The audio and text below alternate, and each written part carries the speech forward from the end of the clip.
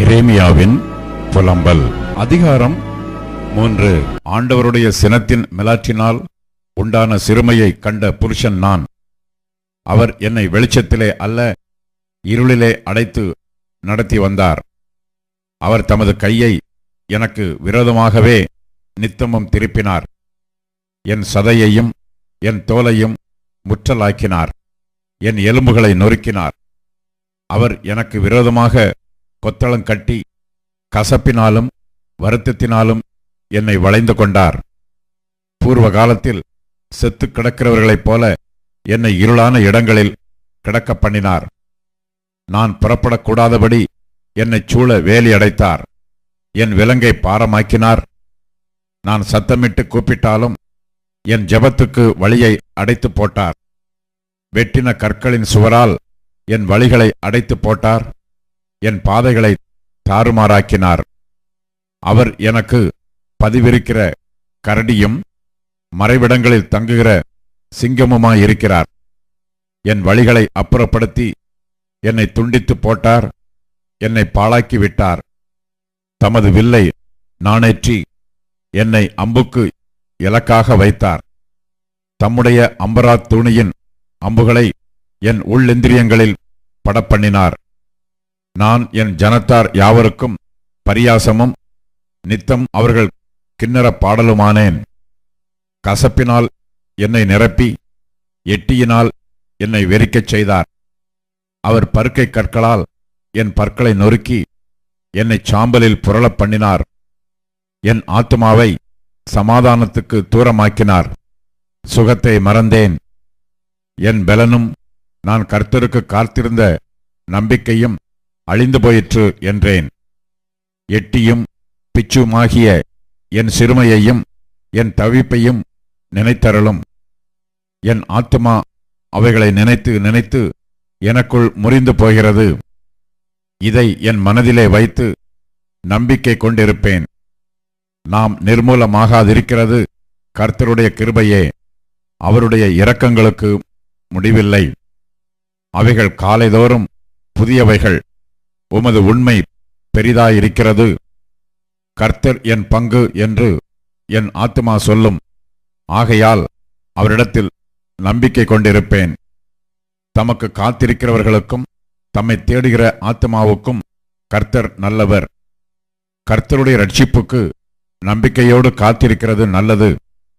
தன் இளம் பிராயத்தில் நுகத்தை சுமக்கிறது மனுஷனுக்கு நல்லது.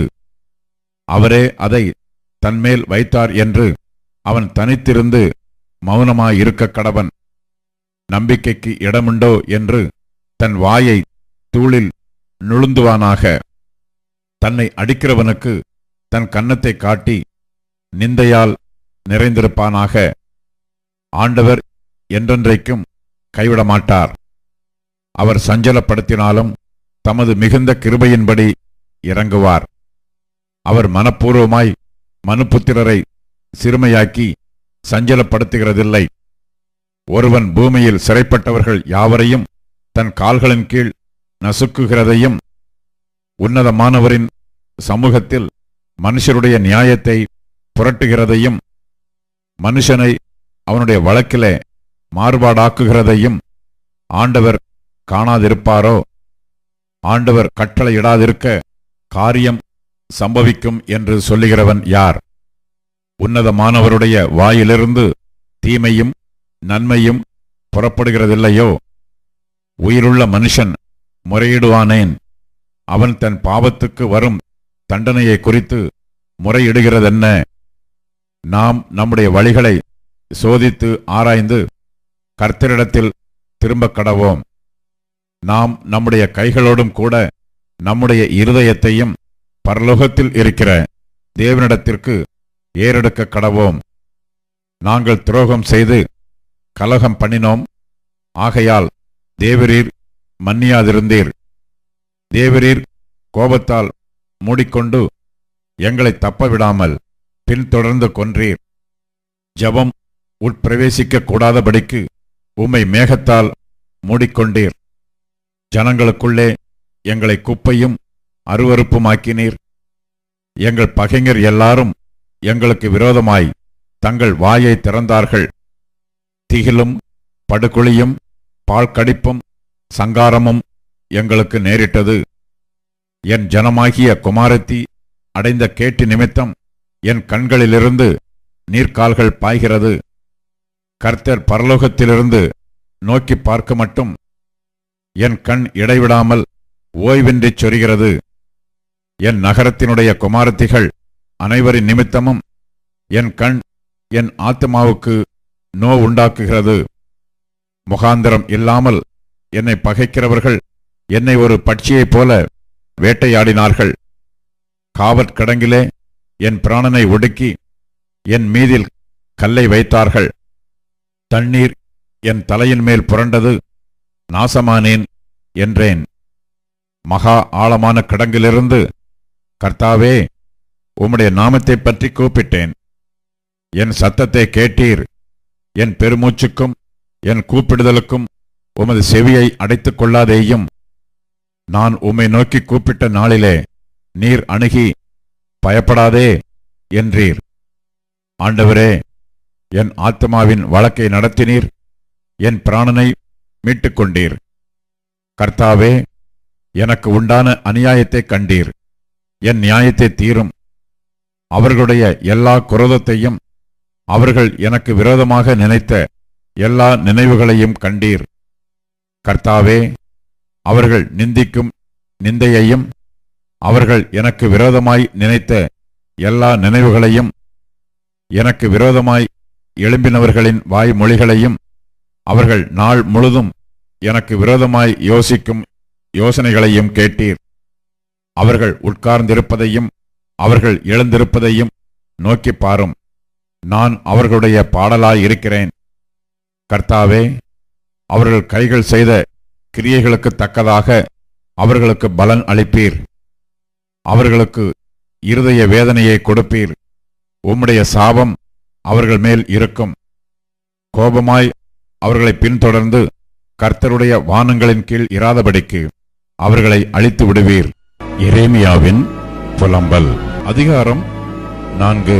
ஐயோ, பொன் மங்கி பசும்பொன் மாறி பரிசுத்த ஸ்தலத்தின் கற்கள் சகல வீதிகளின் முனையிலும் கொட்டுண்டு போயிற்றே. ஐயோ, தங்கத்துக்கொப்பான விலையேறப்பெற்ற சீயோன் குமாரர் கொயவனுடைய கைவேலையான மண் பாண்டங்களாய் எண்ணப்படுகிறார்களே. திமிங்கிலங்கள் முதலாய் கொங்கைகளை நீட்டி தங்கள் குட்டிகளுக்கு பால் கொடுக்கும் என் ஜனமாகிய குமாரத்தியோ வனாந்திரத்திலுள்ள தீக்குருவியைப் போல் குரூரமாயிருக்கிறாளே. குழந்தைகளின் நாவு தாகத்தால் மேல் வாயோடே ஒட்டி கொண்டிருக்கிறது. பிள்ளைகள் அப்பம் கேட்கிறார்கள், அவர்களுக்கு கொடுப்பாரில்லை. ருசியான பதார்த்தங்களை சாப்பிட்டவர்கள் வீதிகளில் பாழாய் கிடக்கிறார்கள். இரத்தாம்பரம் உடுத்தி வளர்ந்தவர்கள் குப்பை மேடுகளை அணைத்துக் கொள்ளுகிறார்கள்.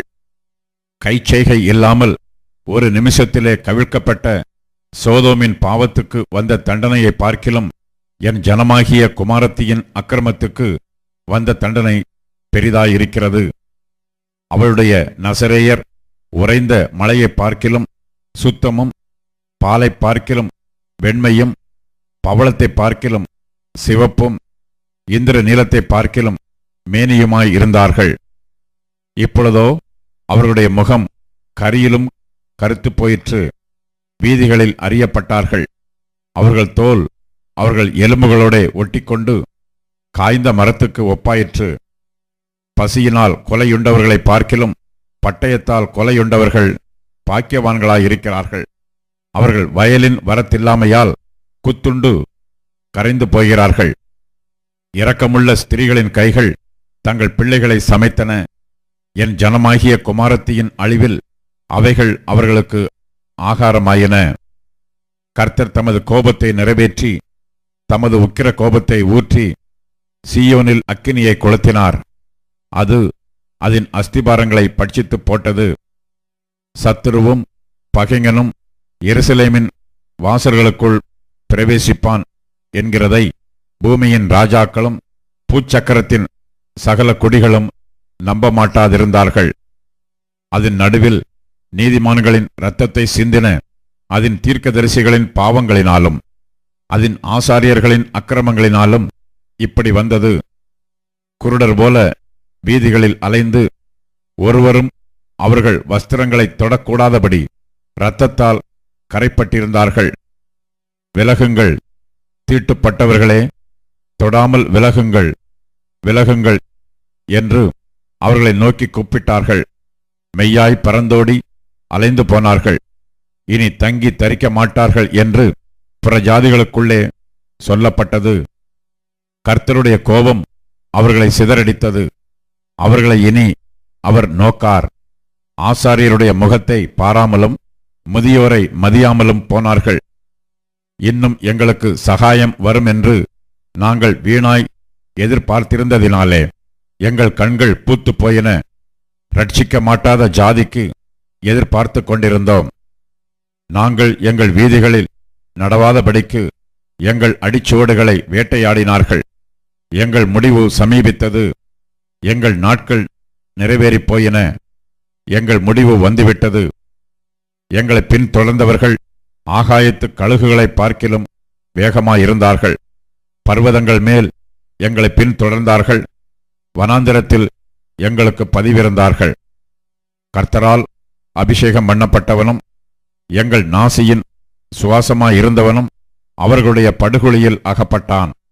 அவனுடைய நிழலிலே ஜாதிகளுக்குள்ளே பிழைத்திருப்போம் என்று அவனை குறித்து சொல்லியிருந்தோமே. ஊத்ஸ் தேசவாசியாகிய ஏதோம் குமாரத்தியே, சந்தோஷித்து களிகூறு. பாத்திரம் உன்னிடத்திற்கும் தாண்டி வரும். அப்பொழுது நீ வெறித்து மானபங்கமாய் கிடப்பாய். சீயோன் குமாரத்தியே, உன் அக்கிரமத்துக்கு வரும் தண்டனை தீர்ந்தது.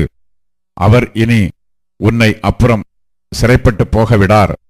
ஏதோம் குமாரத்தியே, உன் அக்கிரமத்தை அவர் விசாரிப்பார், உன் பாவங்களை வெளிப்படுத்துவார்.